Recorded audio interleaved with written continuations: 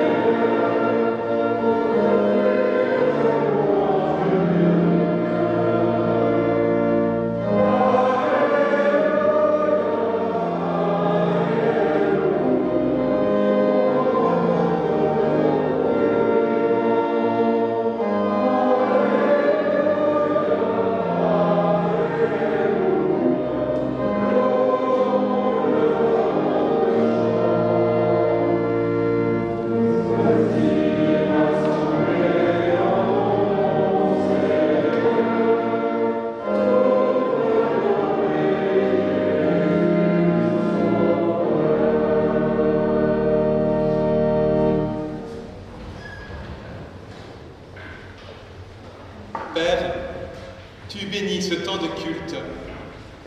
Donne-nous de nous réjouir de ta présence parmi nous, d'être disponibles à la bonne nouvelle, d'accueillir ton Saint-Esprit et de rencontrer Jésus-Christ. Amen. Et nous louons Dieu. Je veux bénir le Seigneur. De tout mon cœur, je veux bénir son nom qui est saint. Oui, je veux bénir le Seigneur sans oublier un seul de ses bienfaits. C'est lui qui pardonne toutes tes fautes, qui guérit toutes tes maladies, qui arrache ta vie à la tombe, qui te comble de tendresse et de bonté. Il remplit ta vie de bonheur. Il te donne une nouvelle jeunesse, comme un aigle qui prend son envol. Le Seigneur intervient pour redresser les torts. Il rend justice à tous ceux qu'on opprime. Amen. Et nous continuons avec le psaume 103, c'est déjà celui que nous avons entendu lire. Maintenant nous chantons, nous prenons les strophes 1, 2 et 5. Psaume 103.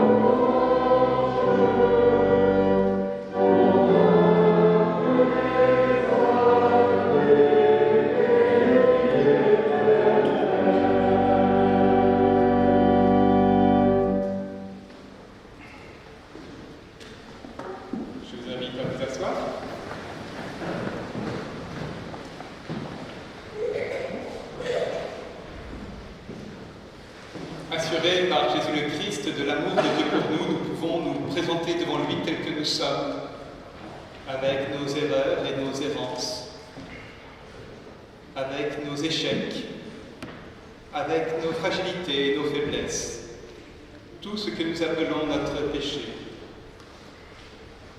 Père, ce matin, nous voulons déposer devant toi ces manques qui nous encombrent. Nous déposons devant toi nos colères, nos rancœurs et nos rancunes, nos mépris et nos préjugés, tous nos manques d'amour. Nous déposons devant toi nos paresses et nos négligences, nos indifférences, nos résignations et nos abandons, tous nos manques de fraternité.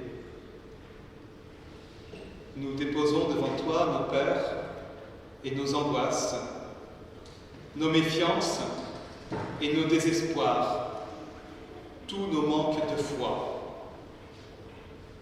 Père, pardonne-nous. Amen. Seigneur, reçois, Seigneur, pardonne, en restant assis. Les strophes 1 et 2.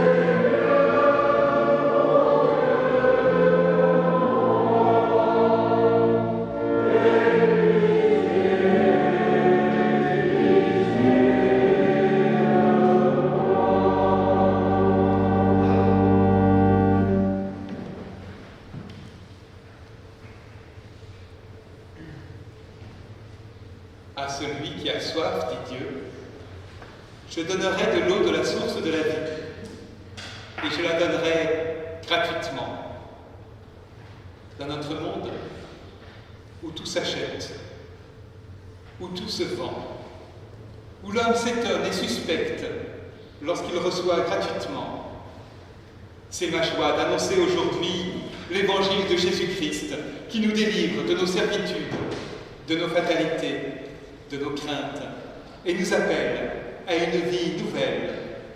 Que Dieu nous mette au cœur l'assurance de son pardon et qu'il nous donne de marcher vers son royaume. Relevés par les paroles de la grâce, nous pouvons chanter notre reconnaissance. Bienheureux est celui qui se sépare dont le péché est remis.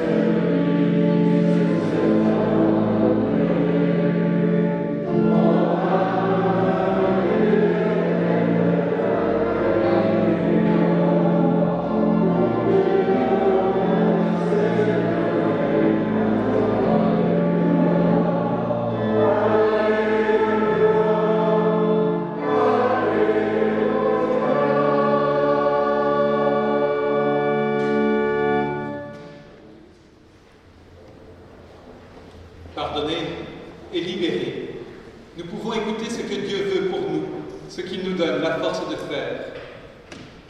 Tu aimeras le Seigneur ton Dieu de tout ton cœur, de toute ton âme, de toute ta force, de toute ta pensée. Et tu aimeras ton prochain comme toi-même. Amen. Tu me veux à ton service.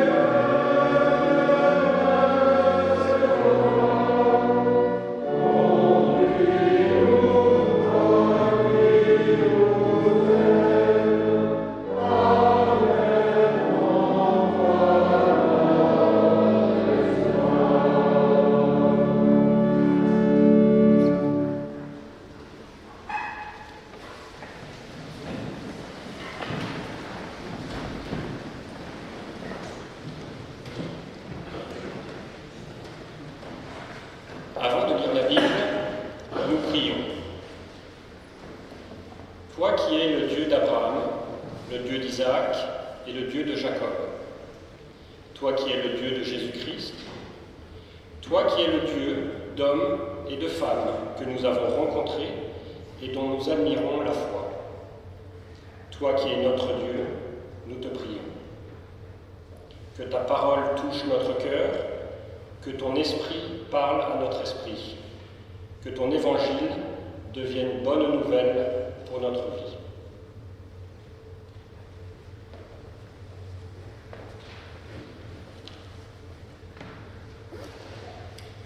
Dans l'évangile de Luc, chapitre 6, nous lisons les versets 27 à 36.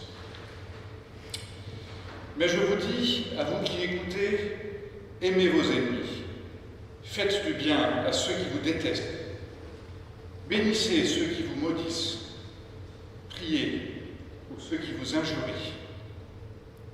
Si quelqu'un te frappe sur une joue, présente-lui aussi l'autre. Si quelqu'un te prend ton vêtement, ne l'empêche pas de prendre aussi ta tunique. Donne à quiconque te demande et ne réclame pas tes biens à celui qui les prend. Ce que vous voulez que les gens fassent pour vous, faites-le pareillement pour eux. Si vous aimez ceux qui vous aiment, quel gré vous en sera-t-on? Les pécheurs aussi aiment ceux qui les aiment. Si vous faites du bien à ceux qui vous font du bien, quel gré vous en sera-t-on? Les pécheurs eux-mêmes en font autant. Et si vous prêtez à ceux de qui vous espérez recevoir, quel gré vous en sera-t-on? Même des pécheurs prêtent à des pécheurs afin de recevoir l'équivalent. Mais aimez vos ennemis, faites du bien et prêtez sans rien espérer. Votre récompense sera grande et vous serez fils du Très-Haut, car il est bon pour les ingrats et pour les mauvais. Soyez magnanimes comme votre Père est magnanime.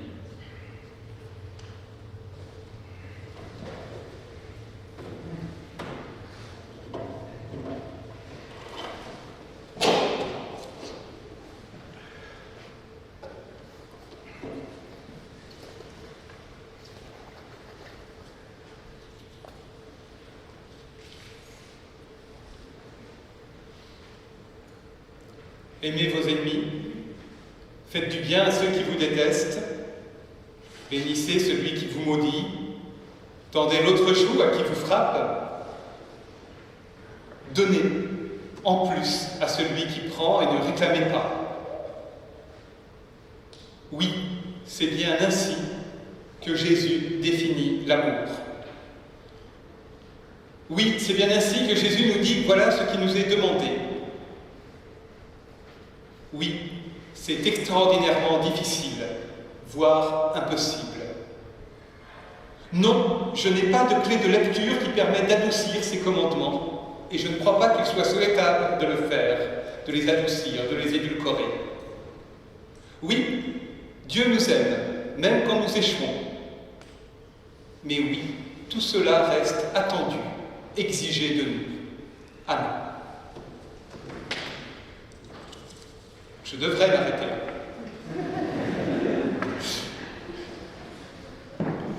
Je devrais m'arrêter là parce que je ne crois pas sage de dire quoi que ce soit d'autre sur ces commandements. Généralement, quand on commence à les dire, soit on veut les renforcer et finalement prendre la place de Jésus, soit au contraire, on veut les édulcorer, faire en sorte qu'ils nous deviennent accessibles. Et c'est plus le commandement. Donc je ne vais pas commenter plus avant les commandements, je voudrais que nous nous arrêtions un peu sur le portrait de l'autre tel qu'il est tissé ici, tel qu'il est dessiné ici par Jésus, et le portrait de notre relation à l'autre. Le portrait commence mal. L'autre à aimer est immédiatement beaucoup moins sympathique que le Samaritain de la parabole qui vient répondre à la question « Qui est mon prochain ?» Ici, qui est l'autre? C'est celui qui me déteste, c'est mon ennemi qui me déteste, qui me frappe, qui me prend ma tunique et mon manteau, qui me réclame. Oui. Et c'est bien cet autre-là que je suis appelé à aimer. Alors je m'empresse de dire, heureusement que toutes celles et ceux que j'aime et que je suis appelé à aimer ne sont pas comme ça. Mais c'est bien le portrait qu'en dessine Jésus. Voilà qui est cet autre que je suis appelé à aimer. Et je crois qu'en dressant ce portrait-là, Jésus me rejoint là où je suis. Parce que, on le sent bien, à chaque fois qu'on évoque le commandement d'amour, on sent les armures se lever, les boucliers se dresser. Ah oui, mais on ne peut pas aimer tout le monde. L'amour nous fait peur. C'est un peu effrayant d'aimer. Parce que aimer, ça nous rend vulnérables. Et que dès que je suis en position de vulnérabilité par rapport à quelqu'un d'autre, où je sens que je vais y être, eh bien cet autre devient pour moi un ennemi, quelqu'un qui me fait peur, quelqu'un à qui je me demande est-ce que je peux vraiment lui faire confiance. Donc Jésus, en dressant un portrait aussi noir, nous rejoint dans la peur qui est la nôtre.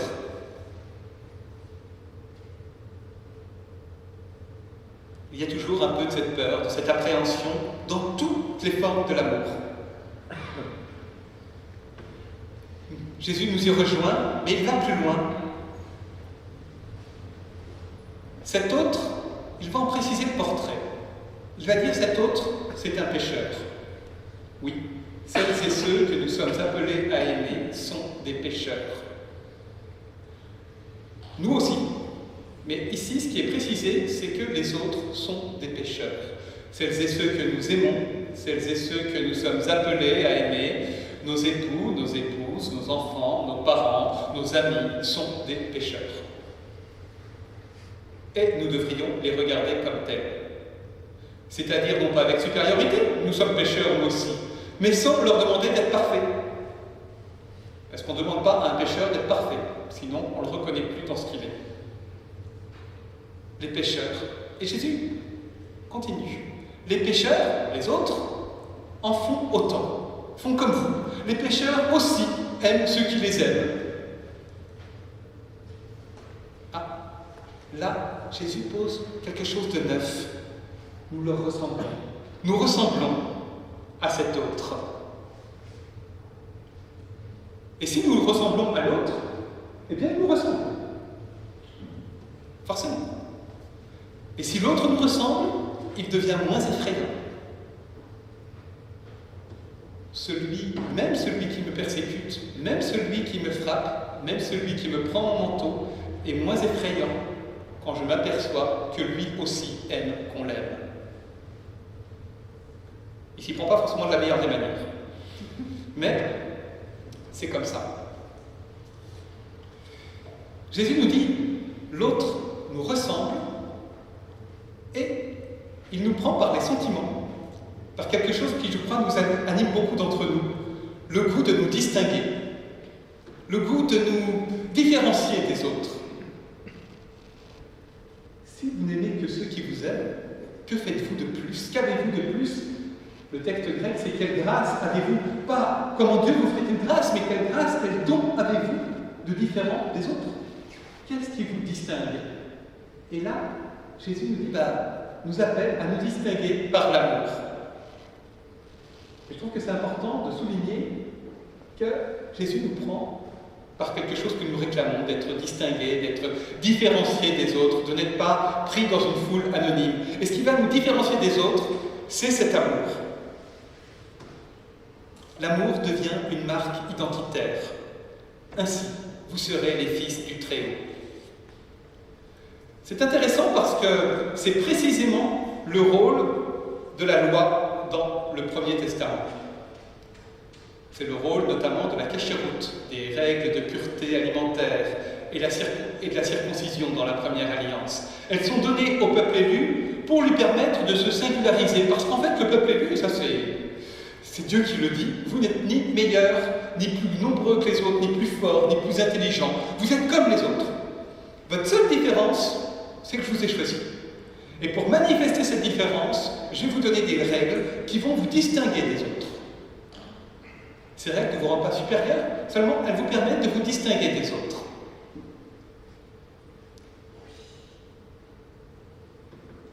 Et Jésus nous dit ça, que l'amour soit votre marque identitaire, votre marque d'appartenance. Et du coup, je pense tout particulièrement à la circoncision. La circoncision, c'est très étrange comme marque identitaire, parce que c'est une marque qu'on ne voit pas. On la voit, mais en principe, c'est une marque qu'on ne montre pas aux autres. Et c'est une marque qui est un affaiblissement. Dans une société patriarcale, s'en prendre au pénis, c'est tout un symbole.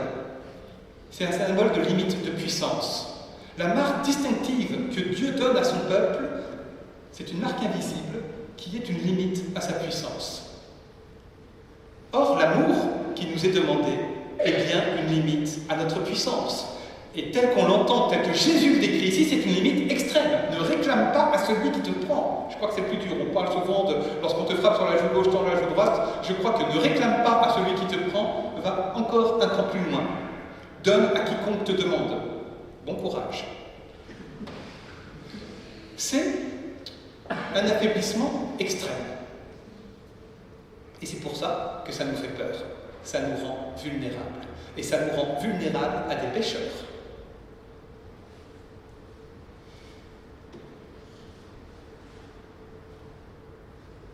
Et puis, il y a la règle d'or. Tout ce que vous voulez que les autres fassent pour vous, faites-le vous-même pour eux. Alors celui-là, ce commandement-là, cette règle d'or-là, contrairement au commandement qui la précède, il ne faut pas la prendre au sens littéral. Surtout pas. Celle-là, il faut la réfléchir, il faut l'analyser, non pas pour l'édulcorer, mais pour bien la comprendre. Pourquoi est-ce qu'il ne faut pas la prendre au pied de la lettre? Imaginez au tribunal. Je voulais qu'elle m'embrasse, alors j'ai appliqué la règle d'or. J'ai traité l'autre comme je voulais qu'elle me traite. Je prends cet exemple extrême, et je sais bien que c'est vrai dans toutes mes relations familiales, conjugales, amicales. L'autre n'a pas forcément les mêmes attentes vis-à-vis de moi que moi vis-à-vis de lui. Je le sais bien, mais si j'ai pris cet exemple extrême du tribunal, c'est parce que je sais aussi à quel point je suis tenté de l'oublier. Je précise tout de suite que je n'embrasse pas les gens de force. Mais j'ai souvent tendance, dans mes relations aux autres, à plaquer sur eux mes attentes à moi, parce que je ne sais pas ce qu'eux attendent. Et donc j'ai tendance à me dire, je vais faire pour eux ce que je voudrais qu'ils fassent pour moi. Or, nous savons que nous partageons une attente commune, malgré tout. celle d'être reconnus dans ce que nous sommes, dans nos attentes propres. Ça, je crois que nous l'attendons tous, être reconnus comme un autre. Que l'autre me reconnaisse comme un autre que lui, que l'autre ne m'assimile pas à lui. Et donc, c'est là que la règle d'or agit. Dans mes relations à l'autre, je dois le reconnaître dans son altérité, dans ce qu'il a de propre, dans ses attentes propres. Et c'est là que tout se complique. Toujours tout, dans toutes les relations. Et pourtant, je trouve que dans ce texte se tisse justement ce qu'est vraiment l'amour. C'est pas seulement un affaiblissement, c'est une véritable intelligence de l'autre. Intelligence pas forcément au sens intellectuel. Moi, c'est comme ça que je le prends parce que c'est ce que je suis, parce que j'aime formuler, parce que j'aime mettre des mots. Mais nous savons tous, avec des mots ou sans les mots, que dans notre relation à l'autre, il faut de l'écoute, il faut de l'attention, il faut sortir un petit peu de soi-même, il faut de l'empathie, il faut se décentrer, se décaler. Nous le faisons instinctivement avec nos enfants, avec nos conjoints. Nous le faisons instinctivement avec nos amis. Puis des fois, nous ne le faisons pas assez ou pas assez bien, et puis ça frictionne. Mais nous savons bien que c'est à cela que nous sommes appelés. L'amour de l'autre commence par l'intelligence de l'autre, par une véritable reconnaissance de cet autre. Et le texte se termine sur une promesse. Ainsi vous serez les fils du Très-Haut. Soyez grands, magnanimes, comme votre Père est magnanime. Ce n'est pas la promesse du serpent de la Genèse, soyez comme des dieux. C'est comme ça que Dieu, votre Père, agit avec vous.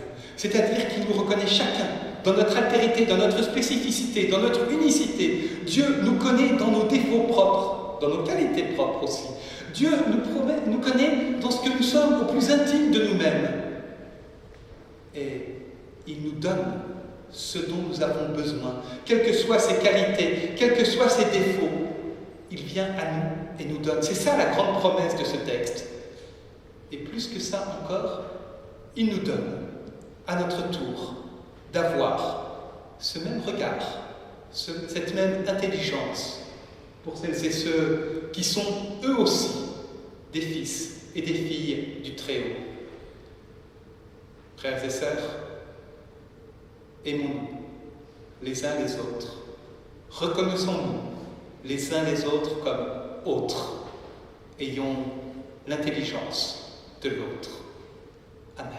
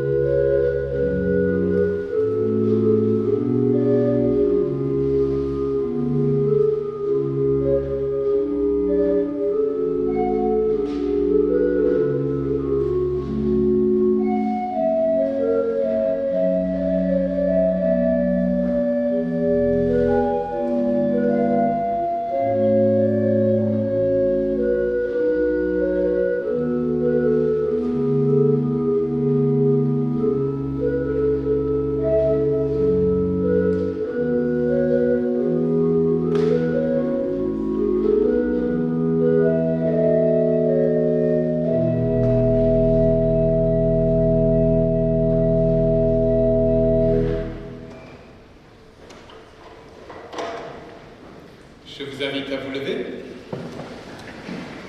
Et nous prenons au cantique 47, 18.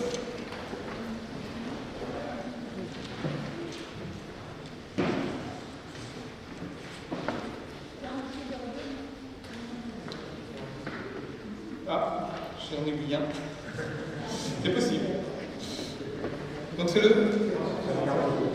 Alors, désolé, 4602 donc.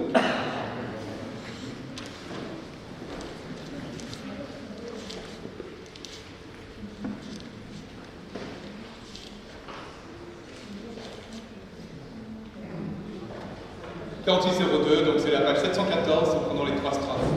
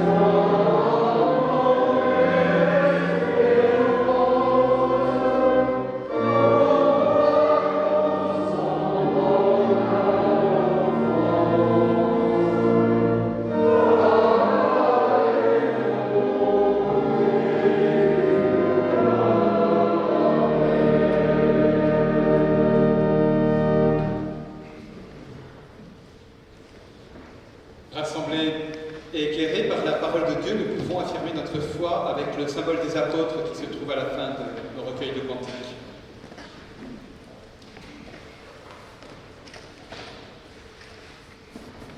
Je crois en Dieu, le Père Tout-Puissant, Créateur du ciel et de la terre.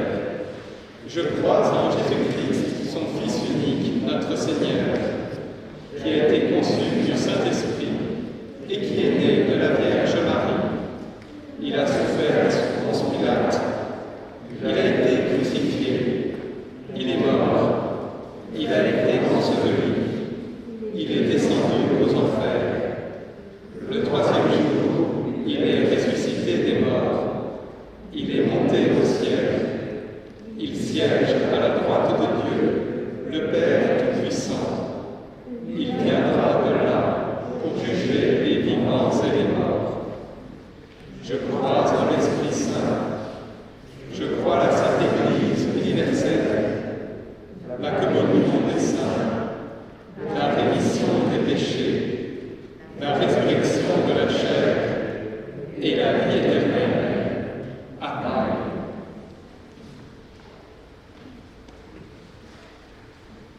Et nous prenons le 47-18,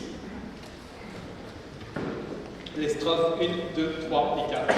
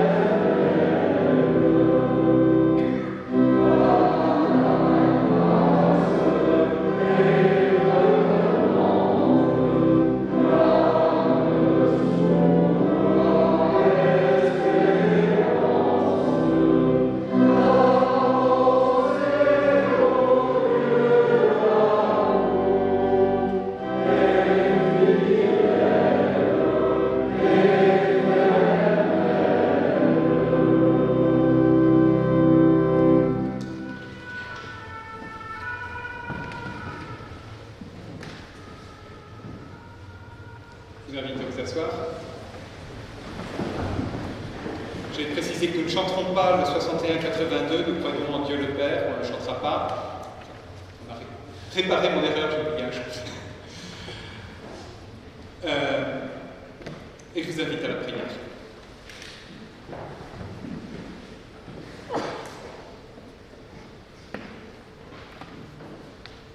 Éternel notre Dieu, nous te confessons comme Seigneur de nos vies.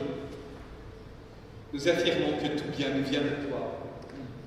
Et tu sais combien nous avons besoin de ta grâce, de ta confiance, de la force que tu nous donnes pour donner à notre tour. Inspire-nous, Seigneur, le geste du don, du partage et de l'offrande. Que ce geste soit un témoignage de l'amour que tu réclames de nous. Amen. Voilà, nous allons avoir un premier temps de collecte pour la vie de notre Église et puis à la sortie, une collecte pour l'entraide, pour le service des plus démunis. Que chacun donne librement, selon la décision de son cœur.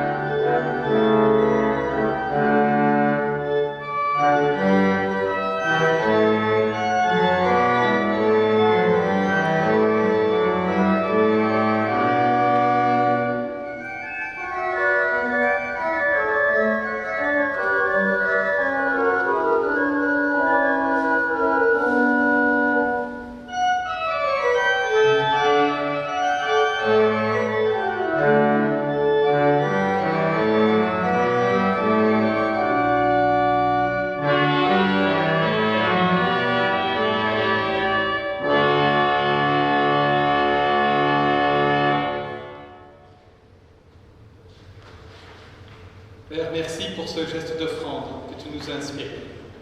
Ce geste, renouvelle-le chaque jour de notre vie afin que toujours nous nous tournions vers celles et ceux que tu nous donnes comme sœurs et comme frères à aimer et à aider. Accorde à notre Église protestante unie de France, à notre Église protestante unie à Versailles, un esprit d'audace, d'habileté et d'espérance, afin que cette offrande qui nous est confiée soit utilisée pour la proclamation de ta bonne nouvelle. Amen. Et c'est le moment des annonces.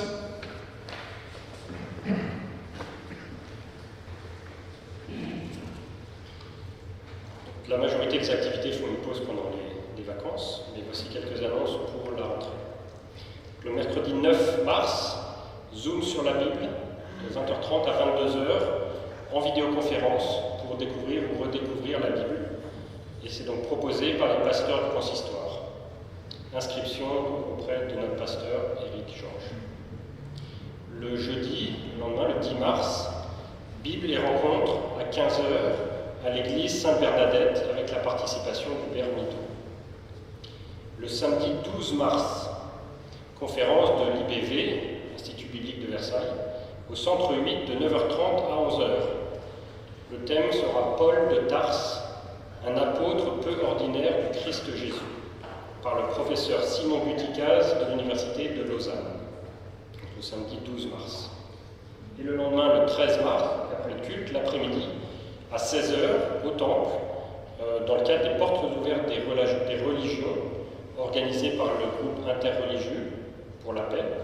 Donc il y aura une porte ouverte ici au Temple à 16h le dimanche. Ça concernera les communautés chrétiennes. Juives et musulmans. On présentera les communautés chrétiennes à tout le monde. Voilà, d'accord. Et une autre annonce, qui est un jeune de 20 ans qui est encadré par l'association protestante d'entraide de Saint-Jean, qui a été placé en apprentissage en Master 2, qui travaille donc à Versailles et qui cherche un logement pour 1 an, donc à proximité de Versailles. Donc l'entreprise se porte garante du loyer de ce logement. Donc si c'est quelque chose qui vous intéresse, que vous pouvez proposer, si vous connaissez quelqu'un qui pourrait proposer ça, merci de contacter Nicolas Le Sceau, dont j'ai les coordonnées, donc vous pouvez nous voir à la fin du culte. Merci.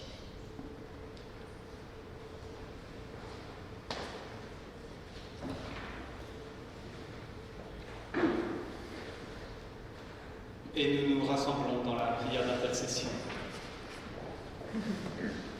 Père, ta parole nous a redit ton amour pour ce monde et nous a invités à aimer dans ce monde.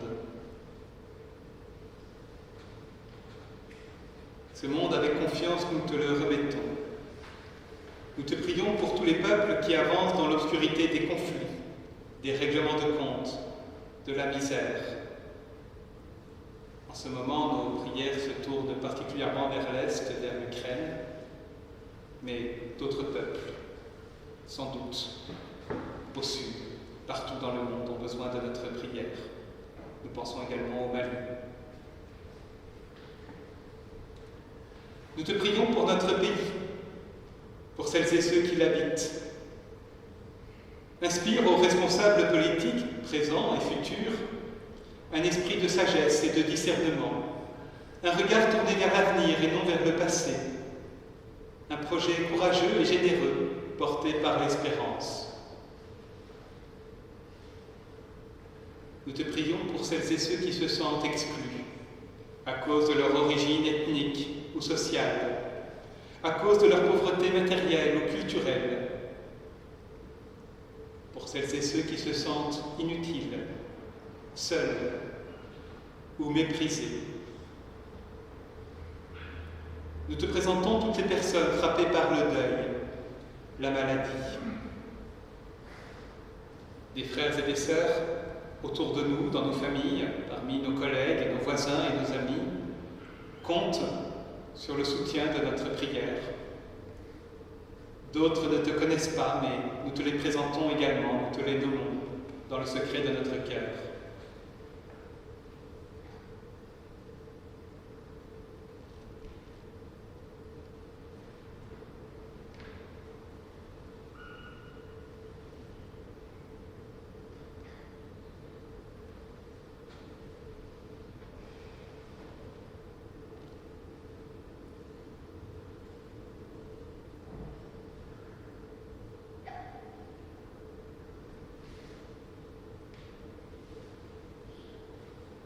Fais de nous et de tous les chrétiens des témoins de ta justice, de ta paix, de ton amour et de ton espérance. Rends-nous magnanimes comme tu es magnanime. Fais de nous, ou plutôt fais-nous reconnaître que nous sommes tes fils et tes filles. Et comme Jésus nous l'a dit, nous l'a enseigné, nous te disons, notre Père, qui es aux cieux, que ton nom soit sanctifié, que ton règne vienne, que ta volonté soit faite sur la terre comme au ciel. Donne-nous aujourd'hui notre pain de ce jour. Pardonne-nous nos offenses, comme nous pardonnons aussi à ceux qui nous ont offensés. Et ne nous laisse pas entrer en tentation, mais délivre-nous du mal. Car c'est à toi qu'appartiennent le règne, la puissance et la gloire, au siècle des siècles. Amen.